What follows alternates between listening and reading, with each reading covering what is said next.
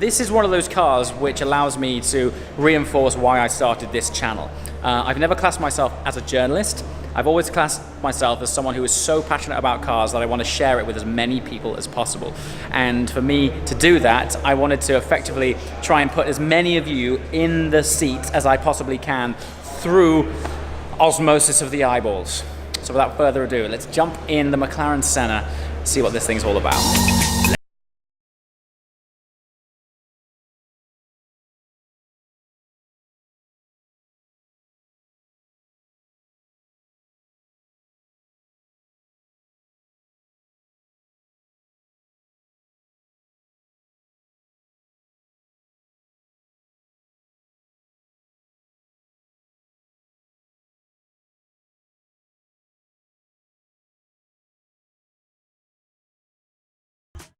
I think it is cool while we have this sort of exploded version of the Senna to run through a few things, starting with what I would say is possibly the most iconic feature of this car, which is this incredibly large wing. It weighs just under 5 kilograms, is able to take over 100 times its own weight. I mean, look at that, that is absolutely effortless.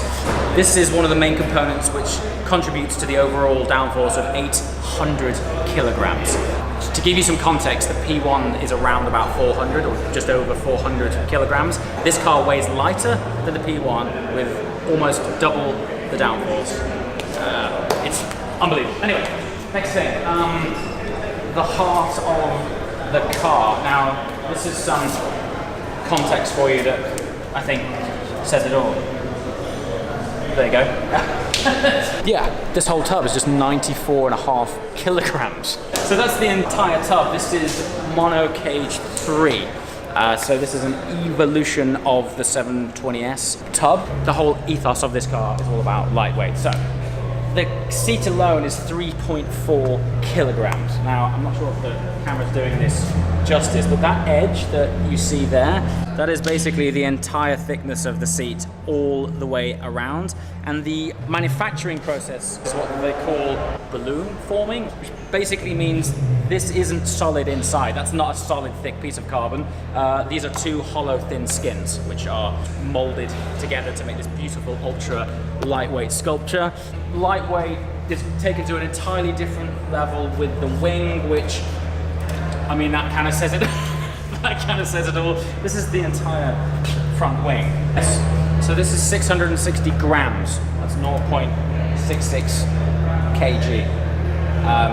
Don't forget, this is a road car. So this is homologated and crash test approved road car.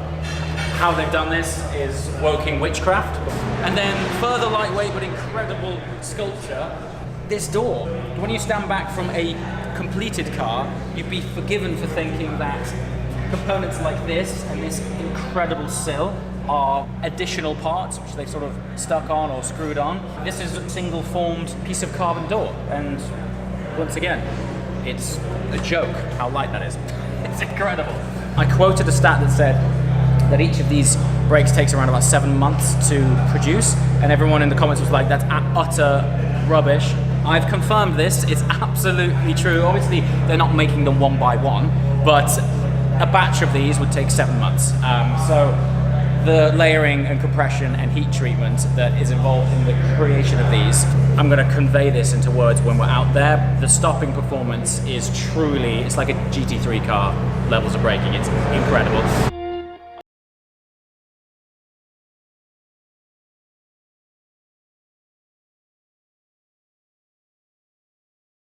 I've been waiting for this moment since they announced this car, because the ethos of it is everything that you sort of want from a thoroughbred hypercar.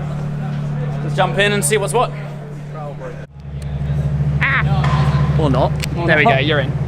This side's not done. Yeah. Neck muscles, James. Got it. Thanks, mate. Cheers.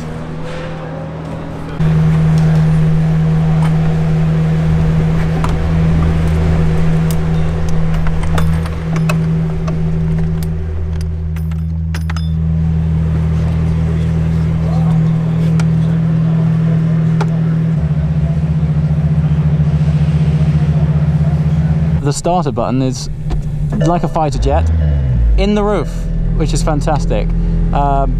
Race mode on, like so.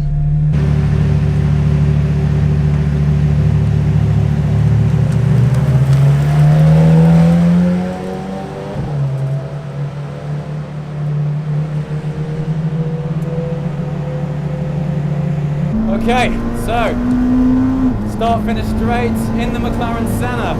I'm going to point you forwards on the camera for this one. This is the 200-yard mark, and we're doing that was 285 kilometers an hour. And honestly, at that breaking point, your organs smash to the front of your chest, and even your eyes have somewhat of a squirm. And even then, I still think there was a couple of meters left in these brakes. They are absolutely sensational.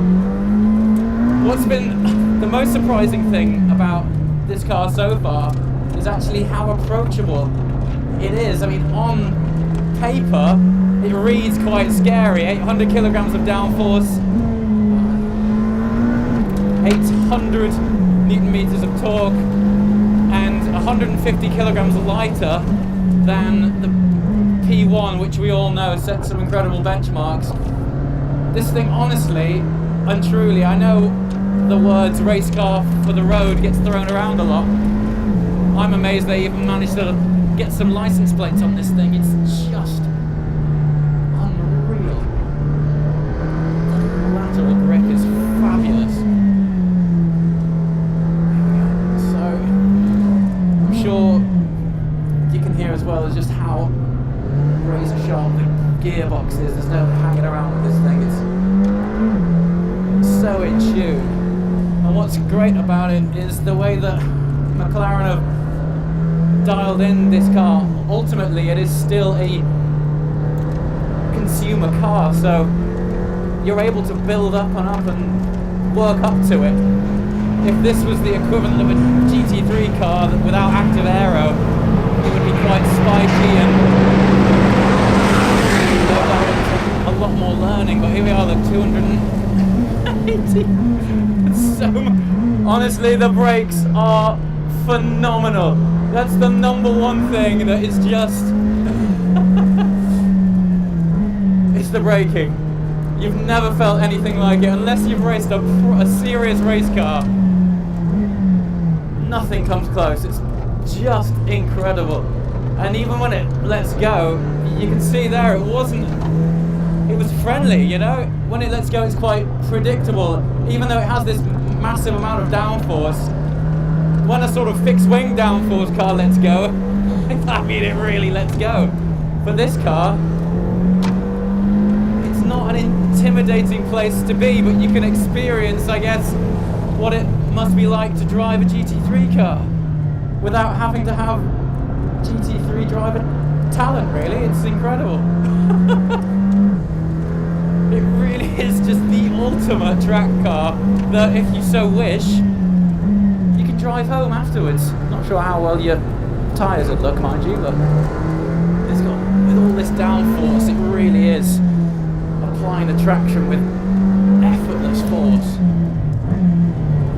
Oh, understeer a little bit there, my fault, going a bit too deep.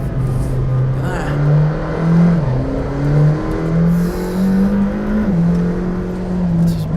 It still, don't get me wrong, requires a lot of concentration, but here we are now. Parabolica, you can adjust it when it starts to understeer on the throttle a little bit. I mean, I'm no racing driver and it makes you feel like a hero. Incredible thing. Here we go again, this is the braking straight again.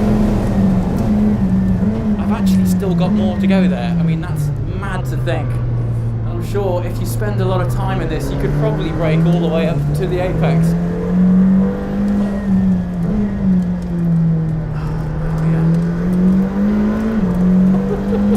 What a thing. Ooh, got a bit deep there.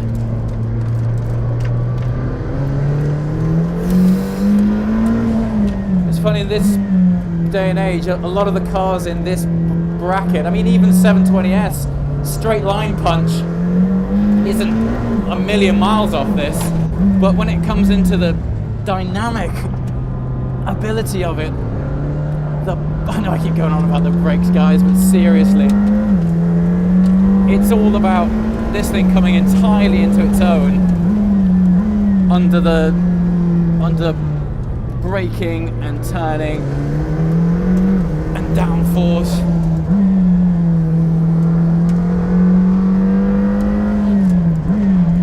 Yeah, this is absolutely a fabulous experience.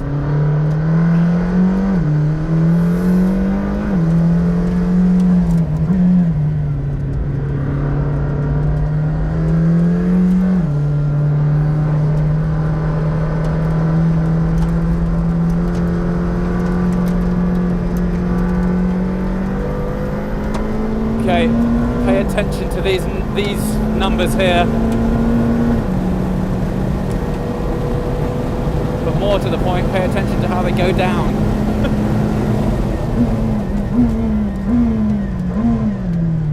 Look at that. That is just, seriously, that is race car stuff. There's just no debate. It's absolutely exceptional. You got to remember this thing has number plates. Cool.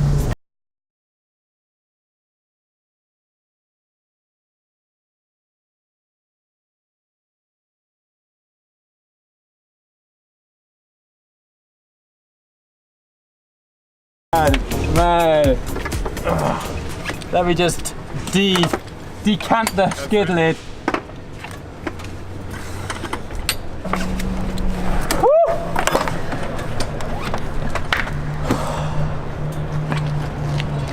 Mate, seriously, like, there must have been some backhanders going on to give this thing number plates. It's just absurd. Yeah, honestly, the closest thing that I've been in to this was an R8 LMS, which is essentially a VLN sort of World Endurance Championship platform, proper GT3 racing car. And that was a real, like, you gotta be on the ball, attack, you know, no active aero. The beauty of this is, think of this as almost like a de-restricted, no rules GT3 car for the road. So we say this a lot, don't we? That, oh, it's like a race car for the road. Yeah. This is actually a race car for the road. It's obscene, it's unbelievable. The best thing, and I think the thing which has surprised and delighted me the most, is how approachable it is. You look at those numbers on paper, they're like 800 PS, 800 kilograms of like. You would think that when the aero would drop off a wing like that it would be super snappy, but because it's active, it almost does the bleeding off for you. So when all of the downforce falls away gradually, it's not really snappy.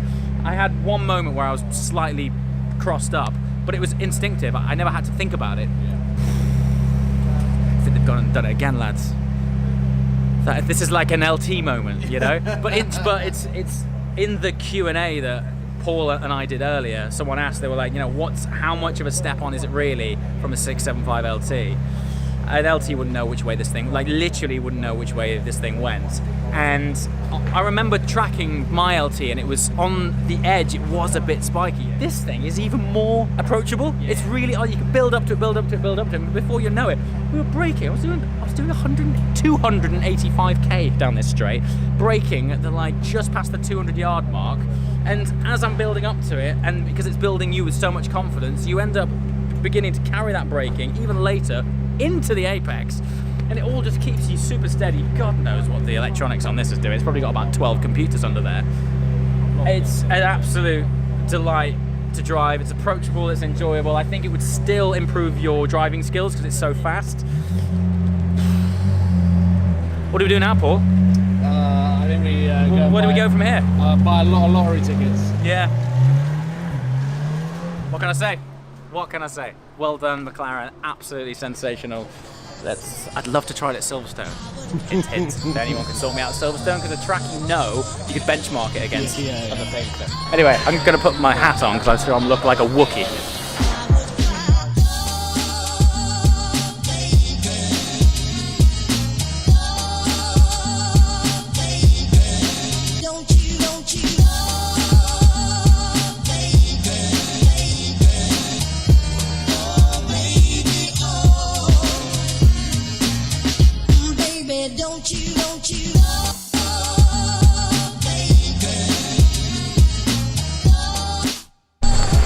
Okay, so that's it for my experience in the ridiculous McLaren Senna. I thought it was quite appropriate and poignant to finish with the beautiful McLaren P1. In the background is just an example of how far and how fast this brand is evolving. You'll be seeing a lot more of this car online, I'm sure. But for now, thanks for watching. I'll see you next time. Ciao.